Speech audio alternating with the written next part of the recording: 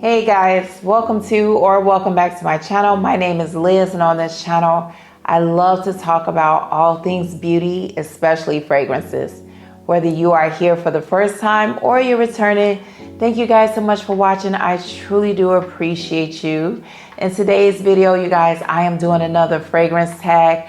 I was tagged by my beautiful friend Tammy Roxanne here on YouTube. Hey Tammy, hey. Thank you so much for tagging me. I think this tag was originally created by Emmy from Emmy's World of Fragrances. I will link both of the videos down below just in case you haven't seen them. So there are 13 questions for the tag. I'll try not to be too long. Let's get started after we do today's affirmation, which is I am thankful for my unique friends. And I chose that one, you guys, because I have so many YouTube friends here. Even though I haven't met you guys in person, we talk all the time online and offline with some of you. So I am thankful for all of you guys as well as my friends in real life. We all have different personalities and we bring something different to the table, which is why I like doing the tag, because we always have individual answers. They're rarely the same. So that was long. The first question is, what is my first fragrance memory?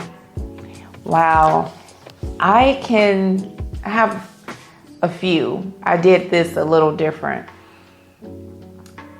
I remember my grandparents lived in an apartment at the time, and my grandfather had that white bottle of Old Spice on his dresser. So I remember seeing the Old Spice. Mom, remember Granddaddy wore Old Spice? So that was one of my first fragrance memories. And then my mom, she wore a lot of Avon. So I remember seeing my mother taking her fragrances and spraying it on her clothes. My mom always smelled good. It was just like she just sprayed everything down and she smelled amazing, but she didn't smell like she overdid it, at least not to me. My first fragrance memory for myself in terms of purchasing a fragrance, I remember being in 8th grade, walking to my local beauty supply store and drugstore and purchasing the designer imposters body sprays. The ones that were, if you like Lord, I can't think, it's late. Oh my gosh, Armani. If you like Armani, you'll love Primo. Or if you like Confessions, if you like Calvin Klein, you will love Confessions.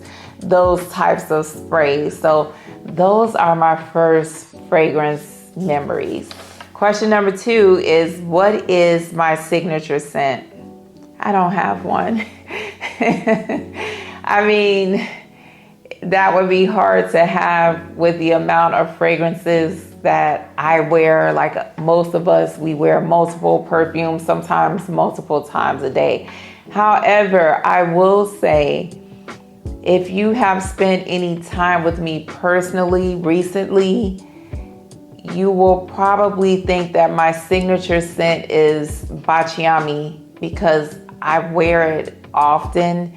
I'm either wearing Bacciami or I'm wearing Kiss Me from Brown Sugar Babe. I'm layering it with something a lot of times. So next question is, what is a perfect perfume for a night out?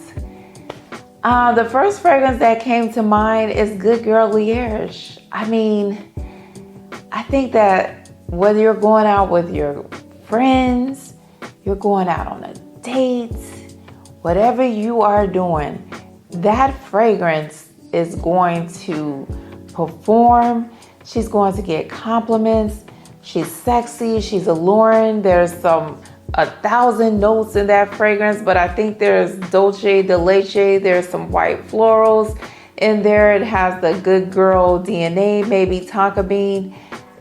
Really, I feel that fragrance just does not get the love she deserves. But I'm telling you, the scent trail that fragrance leaves is unmatched. And I'm not saying it for me smelling it on myself, smelling it on other people. That fragrance, the shoe, I didn't bring it in here with me, but my gosh, isn't it given date night with the stiletto heel? I mean, come on. So that's the fragrance I chose for that question. Next question is, what is a fragrance I didn't expect to love? This was not a hard one at all. Kayali Yum Pistachio Gelato. The way I feel about that fragrance is, it blows my mind sometimes. I knew I was gonna like Baciami. I knew it. I got a sample of it. Sometimes you just, when you know, you know. But with Yum Pistachio, when I first smelled it, I didn't like it. I actually have a video of my first impressions. If I can find it, I'll link it. Me and my daughter, we said, ugh, no. I need to buy a backup bottle of the fragrance soon. That fragrance is sweet, it's airy, it's fluffy, it's comforting, it's nutty, but not super nutty.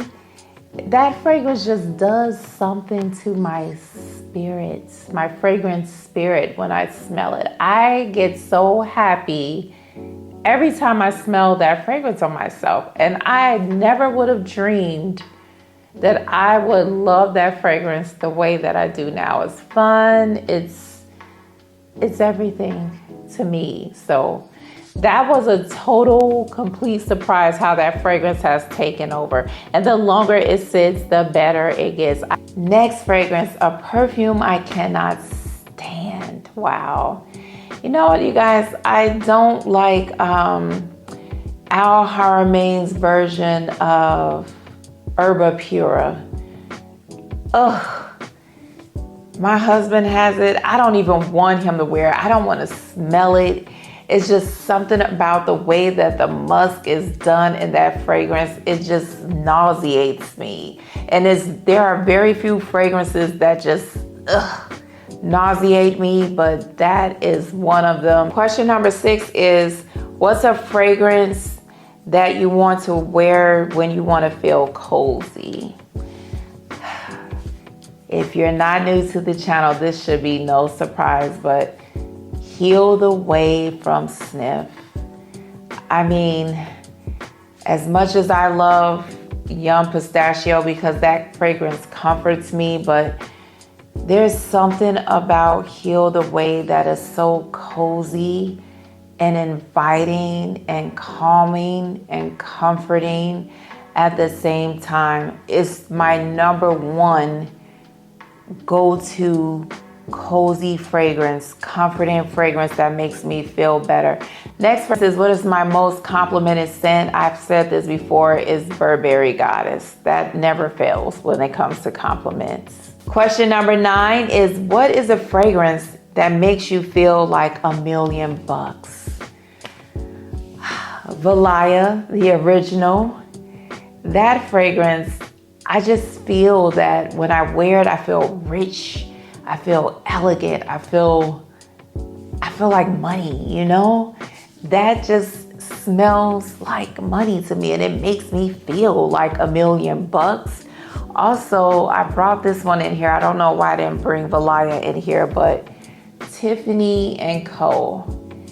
This fragrance smells so classy and rich. I just think a rich socialite lady would have this fragrance on, and she would be well put together. And every time I wear it, I feel rich and classy and very well put together. I could have on this outfit right here, but in my mind, I'm just so well put together because I have on this fragrance. And this is the original Tiffany & Co., by the way.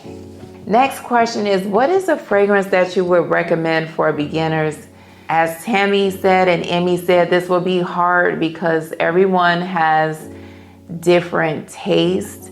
I think that Burberry Goddess would be a great recommendation if the person likes vanilla. I chose that fragrance because I feel most people like vanilla. Not everyone, but most people like a good vanilla fragrance. And I also chose it because Burberry Goddess is on the kind of pricier side, especially if you're buying from Macy's or Sephora. But Ancam from Lattafa is a perfect dupe. And I would recommend that to someone as well as a beginner-friendly fragrance. If someone liked something kind of fresh and clean and they were on a budget, I would recommend Dua's Musky Marshmallow. I think that is a beautiful, clean, crisp, cotton-like fragrance that is on the affordable side. That's a good recommendation. And it's light, so it's easy. You're easing someone into fragrances to see kind of what they like. Those are the ones that I could think of off the top of my head. I think Mont Blanc Signature could be a good one too, because it has vanilla, it has some white florals in it. I think it's clementine. There's clementine in there, but it's not as strong as the clementine in Clementine Dream. So that's another one that I think would be a good beginner-friendly fragrance as well. And you can get Mont Blanc Signature at an affordable price.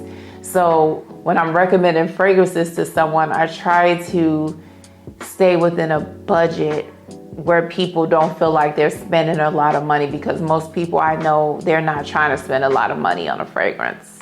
Question number 11, what is the one scent I will wear forever? Come on, Emmy. I mean, forever. Is there such a scent? Was that grammatically correct? My forever fragrance? I mean, I'm rocking back and forth because that question makes me nervous. It could be anything. It could be Bacciami. It could be Blanche Beds. It could be, you know what, as much as I love Yara, that would not be my forever scent. It could be Burberry Goddess. I mean, I'm sorry if you guys hear that train, but it could be so many fragrances. I mean, my gosh, I don't know. My forever scent, I can't answer that question. It's too hard. I'm so sorry. I just can't do it. Oh. Question number 12, you guys, is what is a fragrance that is on my wish list? The never-ending wish list. I wrote a few down here.